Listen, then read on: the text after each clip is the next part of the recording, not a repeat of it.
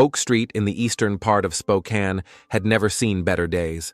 Peeling paint on the facades of houses, cracked asphalt sidewalks, and perpetually overflowing trash cans created an atmosphere of gloomy resignation to fate. The Taggart family lived at number 37, Javier, Deshona, and their two children, 8-year-old Jamal and 3-year-old Keisha. Javier Taggart adjusted his slipping work gloves and reached for another box. Warehouse work was exhausting, not so much physically as it was monotonous. 12 hours, 5 days a week, boxes, pallets, endless rows of shelves. But Javier never complained. He knew what real poverty meant and was grateful for a stable job with health insurance, even if it was minimal. "Taggart, are you finishing at 4 today or staying late?" Marcus, the shift foreman, shouted at him. 4, Javier replied, wiping sweat from his forehead. "I promised the kids I'd pick them up from daycare early." Thoughts of his children always brought a smile to his face. Jamal was a carbon copy of his father, the same piercing brown eyes, the same stubborn jaw. And Keisha. Javier froze for a moment. Keisha was different. Her skin was lighter, her features delicate, unlike his or Deshawn's. "It's her grandmother's genes." His wife always laughed when someone noticed the difference. But somewhere deep down, doubt had already taken root. The usual chaos awaited Javier at home. Jamal was running around the living room with a toy airplane. Keisha was diligently smearing porridge all over the table, and Deshona seemed to be torn between the stove, the washing machine, and the phone she never let out of her hands. "I'm home," Javier said wearily, taking off his work boots. Deshona Taggart flinched and quickly hid her phone in the pocket of her worn jeans. "I didn't hear you come in," she said, coming over and kissing her husband on the cheek. She smelled of cheap perfume and something else Javier couldn't quite place. "Dinner's almost ready." Javier watched his wife as she bustled about the kitchen. 13 years together, and she still made his heart beat faster. Deshona was beautiful in that special way that doesn't fade with time or hard living. High cheekbones, almond-shaped eyes, full lips that always seemed ready to smile, even when she was having a hard time. "How was your day?"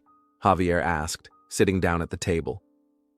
"Same as usual," Deshona shrugged. "There was an audit at the store today, and the manager wore everyone out. How was your day?" "Nothing new," Javier said, picking up his fork and starting to eat without tasting anything. "Did the neighbor come by today?" Deshona froze for a second, then continued serving the children. "Zane? No, why would you think that?"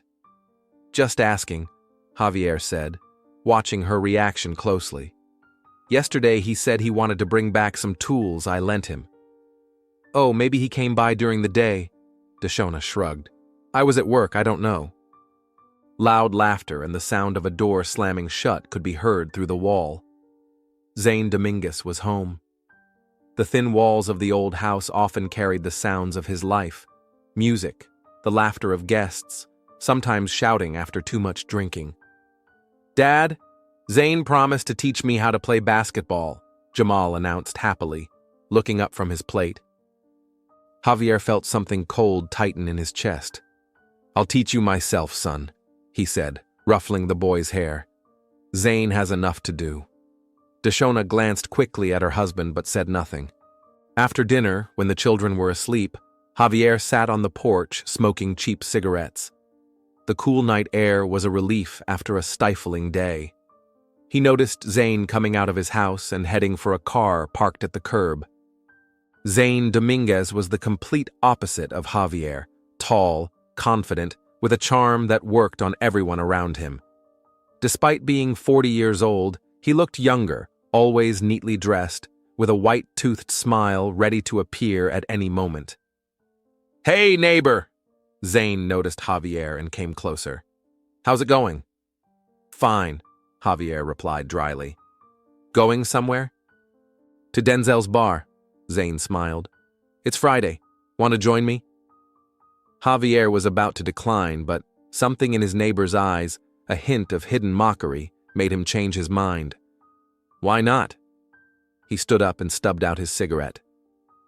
"Give me a minute." Entering the house, Javier saw Deshona sitting on the couch with her phone in her hands. Noticing her husband, she quickly locked the screen. "I'm going to Denzel's bar," Javier said. "Zane's going too." A strange expression flashed across Deshona's face, a mixture of anxiety and irritation. "Zane?" she asked. "Are you friends with him now?" "Why not?" Javier shrugged. "You don't mind, do you?" "No, of course not." Deshona shook her head. "I'm just surprised. You two don't usually hang out." "Maybe it's time to start." Javier looked intently at his wife. "Since our kids love him so much." Deshona didn't answer, just nodded and buried her face in her phone again. Denzel's bar was the heart of the neighborhood, the only place to relax without going far from home. The old wooden walls, saturated with the smell of whiskey and cigarette smoke, had seen more than one generation of locals. Denzel Townsend had owned the bar for over 20 years and knew every customer by name. "Javier Taggart!" Denzel exclaimed when Javier and Zane walked in. "It's been 100 years, kid." Denzel was a large man with a graying beard and eyes that had seen too much for one lifetime. He wiped down the bar and set 2 glasses in front of them. "On the house," he smiled. "To the reunion of neighbors." Zane laughed and raised his glass. "To good neighbors," he winked at Javier. The alcohol quickly loosened their tongues. Zane told stories about his many jobs, from construction to the nightclub where he worked as a security guard. Javier mostly kept quiet, watching his neighbor and trying to figure out what was so special about him. "How's Deshona?" Zane asked suddenly, taking another sip. "Still working at that supermarket?" "Yeah," Javier replied briefly.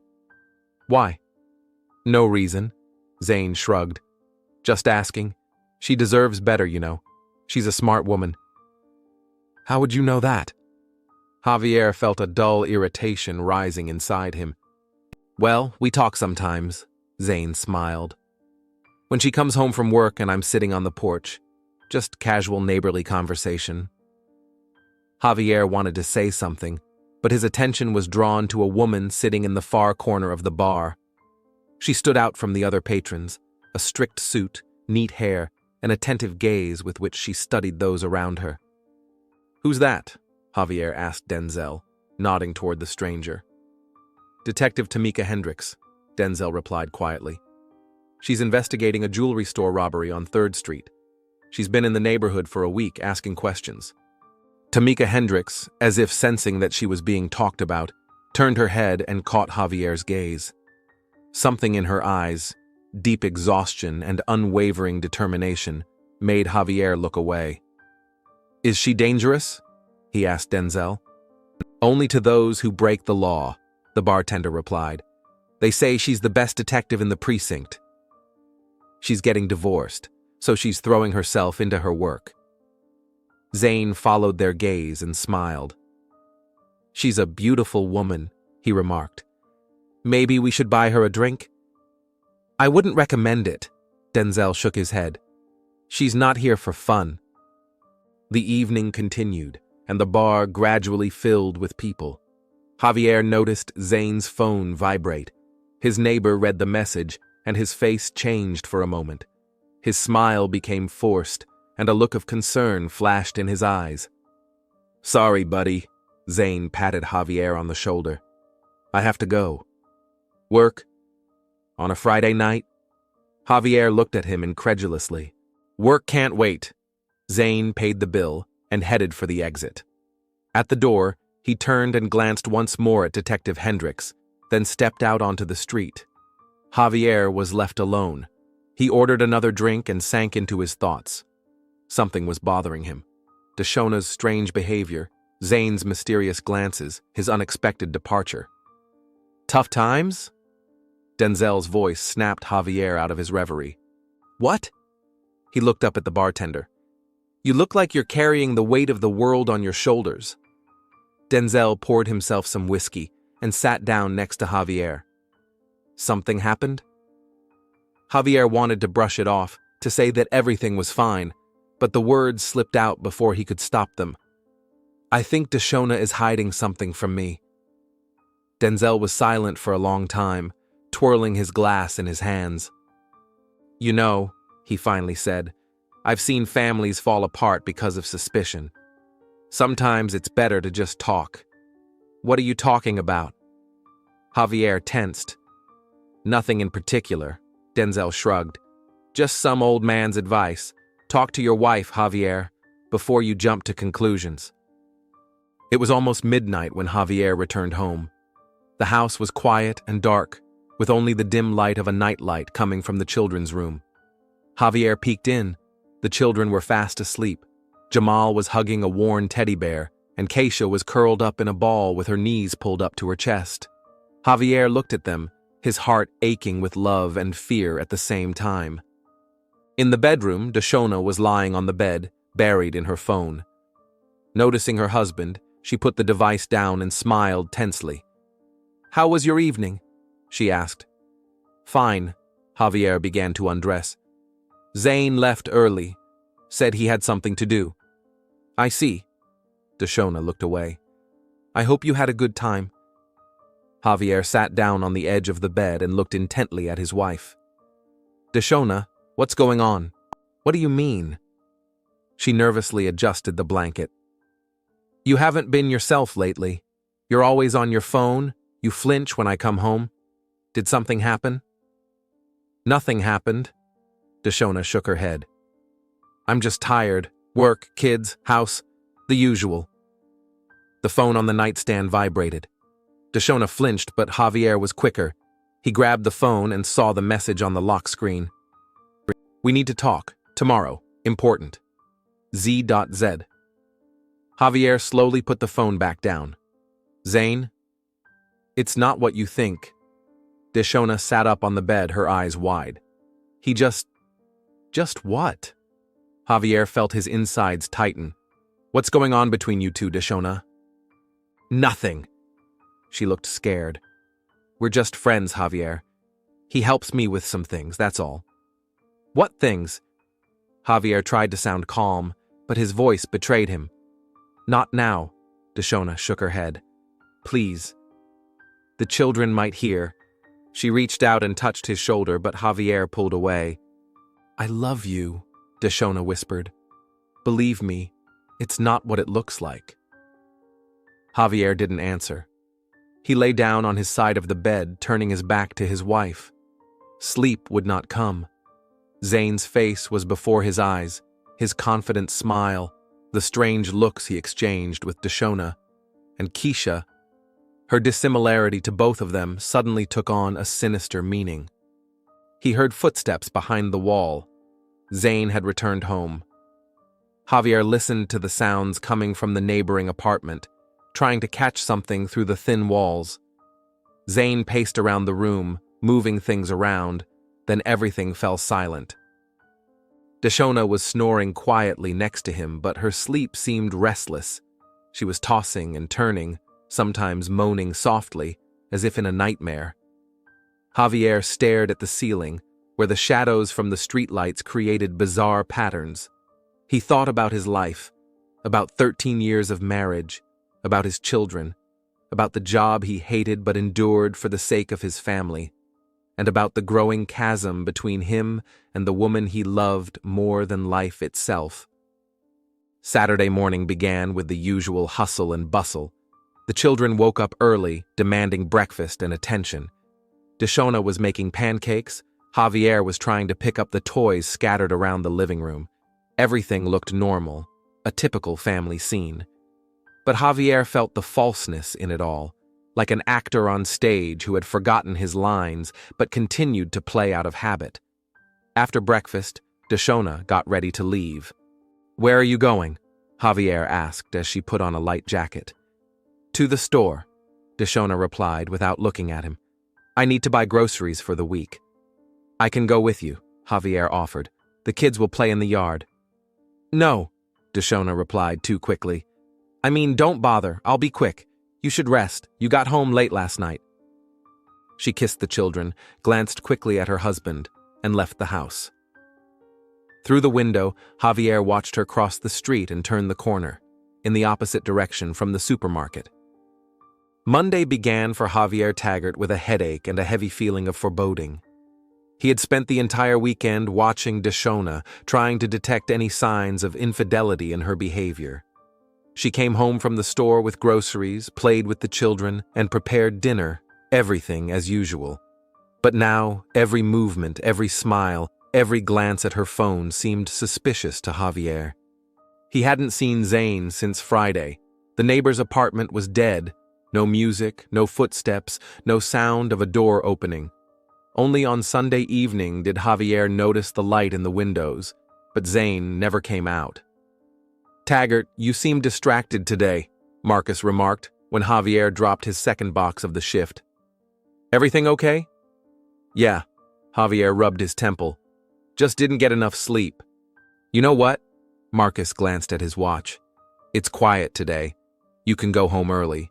Jimmy will cover for you." "Really?" Javier couldn't believe his luck. "Thanks, I really—" Yeah. Marcus waved his hand. "Go on. Just make sure you're back tomorrow, fresh as a daisy." Javier quickly gathered his things and left the warehouse. It was 2:30 in the afternoon, 3 hours earlier than usual. Deshona was supposed to be at work until 6, and the kids were at school and daycare. He could stop by home, take a shower, maybe even catch a couple of hours of sleep before the usual evening rush began. The bus crawled through the city, stopping at almost every corner. Javier looked out the window at the streets of Spokane passing by, gray and faceless, like his own life. The city had never felt like home to him, even after 15 years here. For him, it was just a place to survive, find work, raise his children. When the bus finally reached his neighborhood, Javier felt a strange urge to walk. It was a warm, sunny day, one of those rare early spring days that give hope for a better future. He walked slowly, breathing deeply, trying to get rid of the heaviness in his chest. Turning onto his street, Javier slowed his pace. A familiar car was parked outside his house, Zane Dominguez's old Ford. Javier's heart skipped a beat. Was Zane at their house? At a time when Deshona should be at work? He moved closer, trying to be as quiet as possible. The front door was ajar. Another alarming sign. Deshona always locked her doors carefully, even if she was just stepping out to see a neighbor for a minute. Javier cautiously climbed the steps and froze, listening. Voices came from inside the house, muffled but distinct. He recognized Deshona's laughter, then Zane's low voice. They were in the living room. Slowly, trying not to creak the floorboards, Javier entered the house. The hallway was empty. He took off his shoes and tiptoed to the living room door, which was ajar but not completely closed. Through a small crack, he could see part of the room. Deshona was sitting on the sofa. Zane was sitting in an armchair opposite her. There were 2 cups of coffee and a plate of cookies on the coffee table. They looked relaxed at home, as if they had done this hundreds of times before. "I can't do this anymore," Deshona said. "It's too hard." "I know, baby." Zane leaned over and took her hand. "But we're almost there, just a little longer." "What if he finds out?" Deshona's voice was filled with fear. "He's not stupid, Zane. He already suspects something." "Javier?" Zane smiled. "He's too wrapped up in his own problems to notice the obvious." Javier's blood pounded in his temples. This was it. Proof.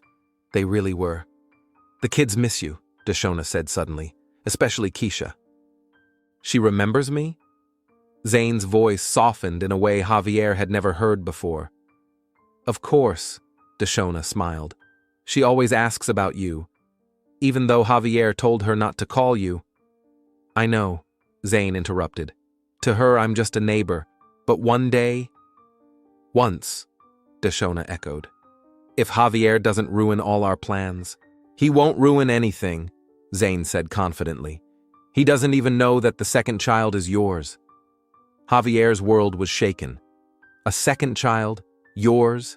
What did that mean? Keisha isn't his daughter? She's Zane's daughter? "She's ours," Deshona corrected. Keisha is our daughter, Zane, and I want her to know her real father. Soon, Zane stood up and walked over to Deshona. Very soon we'll be together. You, me, and Keisha. What about Jamal? Deshona looked up at Zane. He loves you. Jamal is Javier's son. Zane shrugged. He'll stay with him. Javier felt something break inside him. They were planning to take Keisha away, destroy his family, steal his daughter. Not his daughter, Zane's daughter. All these years he had raised someone else's child, loved someone else's child, considered someone else's child his own. He didn't remember how he entered the room. He didn't remember how he screamed. He didn't remember the look of horror on Deshona and Zane's faces. All he remembered was the red haze before his eyes and the deafening roar in his ears. Javier! Deshona's voice sounded distant. You don't understand. It's not what you think. Calm down, friend. Zane raised his hands in a conciliatory gesture. Let's talk like adults. Adults? Javier heard his voice but didn't recognize it. Hoarse, broken. You fucked my wife. You got her pregnant. And now you want to take Keisha away from me? Javier, listen. Deshona took a step toward him. It happened before we were together. Shut up, Javier recoiled from her. How many years have you been lying to me? How many years have you been pretending? I wasn't pretending. Deshona's eyes filled with tears. I love you, Javier. I always have. You love me? Javier laughed bitterly. And that's why you're sleeping with your neighbor? No. Deshona shook her head. There's been nothing between us for a long time. We're just what? Javier took a step toward her. Just planning how to take my daughter away? She's not your daughter, Zane interjected. She never was. Something clicked in Javier's head. All sound disappeared, leaving only throbbing pain and all-consuming rage. He didn't remember how he ended up in the kitchen. He didn't remember grabbing the knife, the big kitchen knife Deshona used every day to cut vegetables for dinner.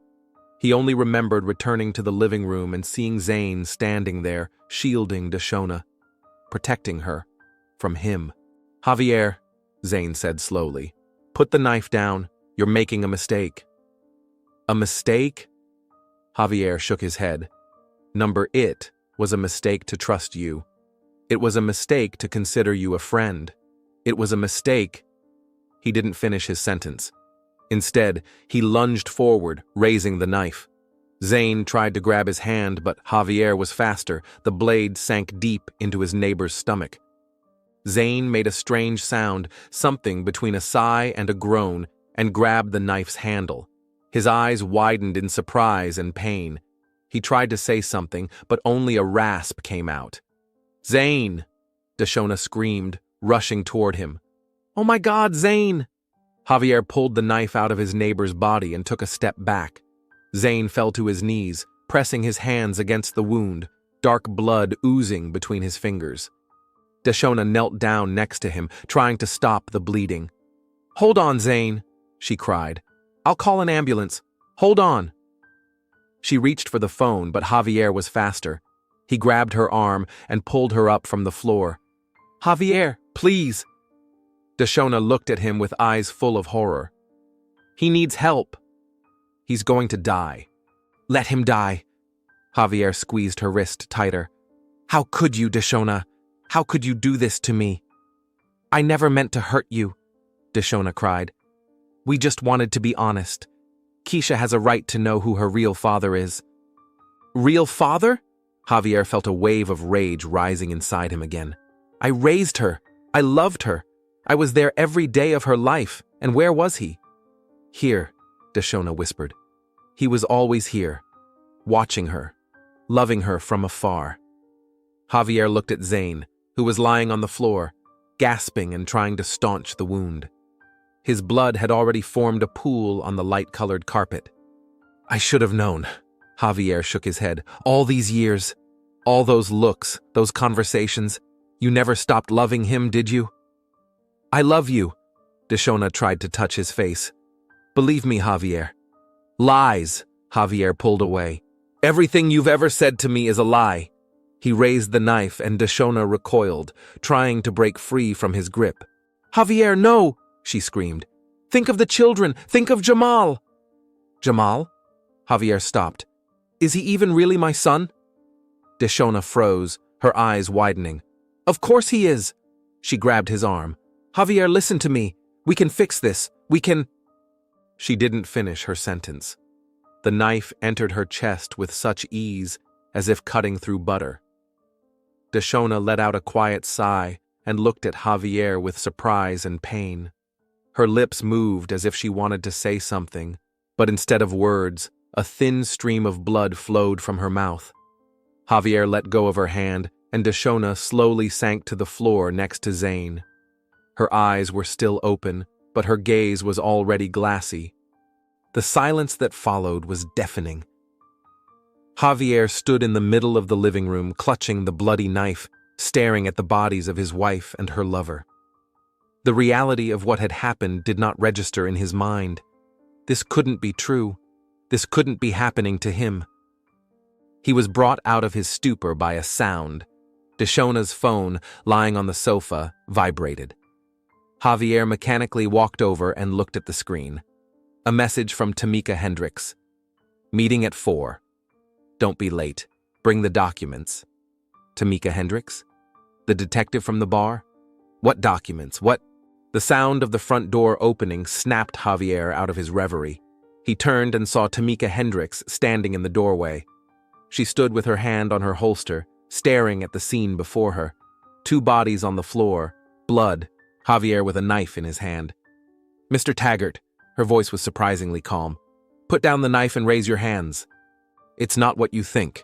Javier took a step toward her. They… Freeze! Tamika drew her gun. 1 more step and I'll shoot. Drop the knife, now. Javier looked at the knife in his hand as if he were seeing it for the first time. Blood dripped from the blade onto the floor, joining the growing puddle. They wanted to take my daughter, he said, still holding the knife. They planned… Mr. Taggart. Tamika took a step into the room, keeping her gun pointed. Whatever you're going to do, you need to drop the knife and surrender. We'll sort everything out. Sort it out? Javier smiled bitterly. You worked with them. You knew. I don't understand what you're talking about. Tamika shook her head. But I know you're in shock and not thinking clearly. Let me help you. Javier looked at the bodies of Deshona and Zane, then back at the detective.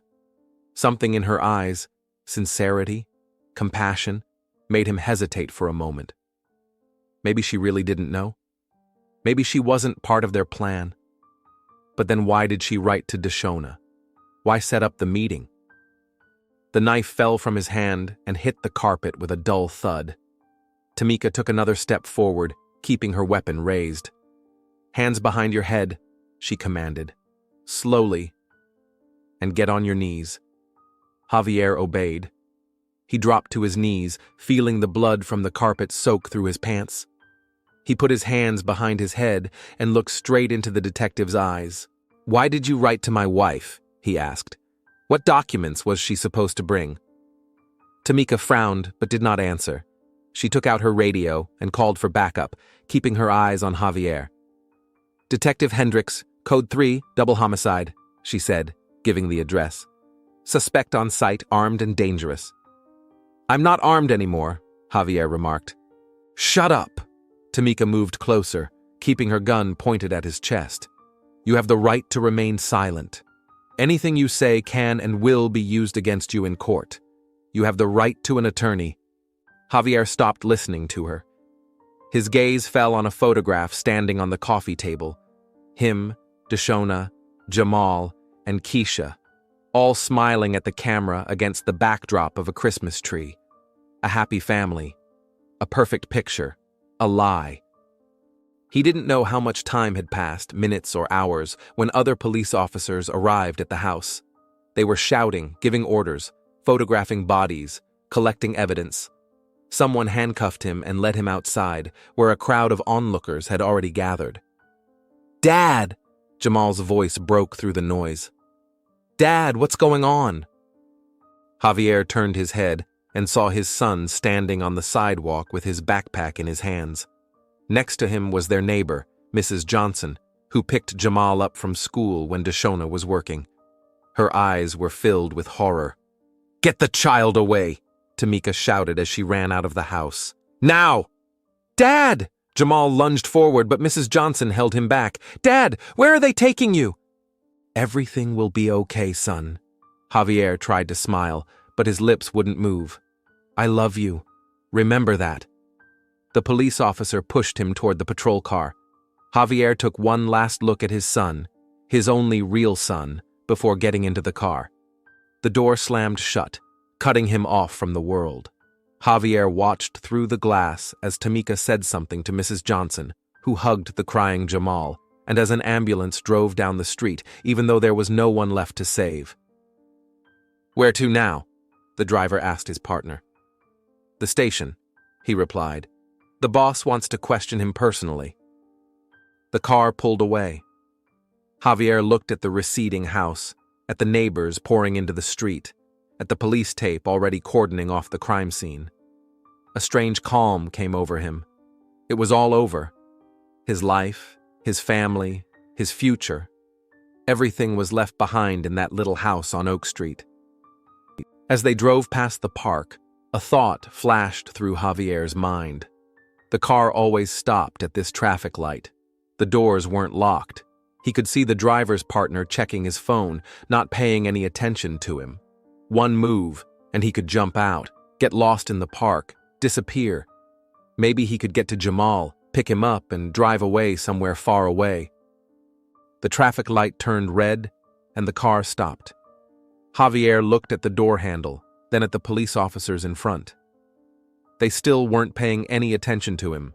One push, one try, one chance. Javier took a deep breath and pulled the door handle. Javier huddled in the corner of a dirty basement in an abandoned house on the outskirts of Spokane. It had been 2 days since he escaped from the police car.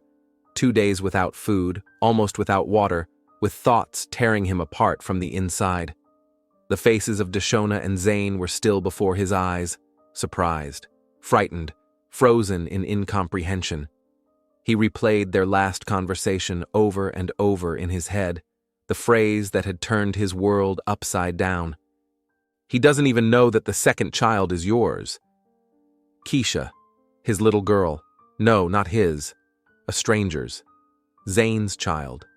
The deceitful fruit of betrayal that he had raised, loved, considered his greatest happiness. Rage rose in him again, but was quickly replaced by despair and exhaustion. He couldn't hate Keisha. She wasn't to blame. Deshaun and Zane were to blame. They were paying for their lies. But somewhere deep down, he knew that he was the one who was really to blame. He was the one who couldn't control his anger, who let rage take over. He was the one who destroyed his children's lives with his own hands. Now Jamal and Keisha were orphans because of him. The creaking of floorboards upstairs made him flinch. Someone had entered the house. He held his breath, listening. The footsteps were heavy, confident, not like those of a homeless person looking for shelter. The police? So soon? How did they find him? "Javier?" The voice was female, familiar. "Javier Taggart, are you here?" Detective Hendricks. Tamika Hendricks, who had been at Denzel's bar that night, who had shown up at his house right after the murder, as if she knew what she would find there. "I know you're here," she continued. "We need to talk." Javier didn't answer. Maybe if he was quiet enough, she would leave. Give him a little more time. For what? He didn't know. Maybe to collect his thoughts. Maybe to find the strength to look his children in the eyes one more time. The light from the flashlight slid across the basement wall. Tamika found the stairs. "Mr. Taggart," her voice sounded closer. "I'm not armed. I came alone, just to talk." She was lying, of course. A detective would never come alone, unarmed, to a suspect in a double murder. There was probably a backup team waiting outside, ready to storm in at the first signal. Tamika descended the stairs, the beam of her flashlight sliding across the dirty floor. Finally, it stopped on Javier, who was curled up in a corner amid the construction debris. "There you are," she said, looking neither surprised nor frightened. "We need to talk, Mr. Taggart." "About what?" "How I killed my wife and neighbor," Javier croaked. "There's nothing to talk about. I did it. End of story." Tamika moved closer and crouched down a few feet away from him. She pointed the flashlight at the ceiling, creating a dim light. "I read your wife's diary," she said quietly. Javier raised his head. A look of surprise flashed across his eyes. "Diary? Deshona kept a diary?" "Yes," Tamika nodded. "And there are many interesting things in it. About you, about Zane, about the children." "About the children," Javier smiled bitterly. "About how she deceived me all these years? How she made me the father of someone else's child?" "Not exactly." Tamika looked him straight in the eye. "Mr. Taggart, you heard their conversation, but you didn't hear the whole thing. You didn't let them explain." "Explain what?" Javier clenched his fists. "I heard enough. He doesn't even know that the second child is yours." "What is there to explain?" "They were talking about Jamal," Tamika said calmly. "Not Keisha." Javier froze. His eyes widened in confusion. "What?" "Jamal is Zane's son," Tamika explained. "Deshona was pregnant with him when she started dating you. Zane left her, and she never told you the truth. When Zane came back 4 years later, he found out about the child and demanded to see him. That's why he became a frequent guest in your home. That's why he became so attached to Jamal." Javier shook his head, unwilling to believe it. "No, that's impossible. Jamal looks like me. Everyone says we look alike." "People see what they want to see," Tamika said gently. "Especially when it comes to children. You raised him as your son, and he grew up to resemble you. Your gestures, your mannerisms, your habits. But biologically, he is Zane's son." "What about Keisha?" Javier asked hoarsely. "Keisha is your daughter," Tamika replied. "She has a rare genetic disorder inherited from her grandfather, Deshaun. That's why she doesn't look like you or Deshaun. Your wife knew about it. She had a DNA test done when she noticed the child's unusual appearance." Javier covered his face with his hands. His shoulders shook with silent sobs. "God, what have I done? I killed them. I killed them because of a misunderstanding." "Not just because of that." Tamika shook her head. "Deshona and Zane really did plan to leave together, but not with Keisha as you thought, with Jamal. Zane wanted to take his biological son, and Deshona was torn between the two of you. She loved you both in her own way." Javier dropped his hands. His eyes were empty. "What difference does it make now?" he said quietly. "I killed the mother of my child. I took Jamal and Zane away from their real family. I ruined everything." "Yes, you did," Tamika agreed. "And you'll have to live with that. But before you give up, think about Keisha, your daughter. She's all alone in this world." "Jamal," Javier suddenly remembered. "Where's Jamal? Who's he with?" "He's at our neighbor's, Mrs. Johnson. Social Services is deciding on custody. Most likely the children will be separated. Deshaun has a sister in Seattle who can take Keisha. Jamal may be sent to a foster home." "No," Javier shook his head. "I have a father, Roger Taggart. He lives in Auburn. He could take them both. He loves children, even though he's a grumpy old man." "We've already contacted him," Tamika nodded. "He's coming tomorrow, but the court will still make the decision, and a lot depends on your cooperation." Javier looked up at her. "What do you want from me?" "The truth," Tamika replied simply. "The whole story of what happened. My partner and a lawyer are waiting for you at the station. We'll record your statement, and if you cooperate, I'll do everything I can to influence the court's decision on custody, so that the children can stay together with their father." Javier was silent for a long time, then nodded slowly. "All right, I'll tell you everything, just... Can I see them? Even if it's just for a minute from a distance, just to know they're okay." "I'll see what I can do." Tamika said, standing up. Now we have to go. She held out her hand, and Javier hesitated before taking it.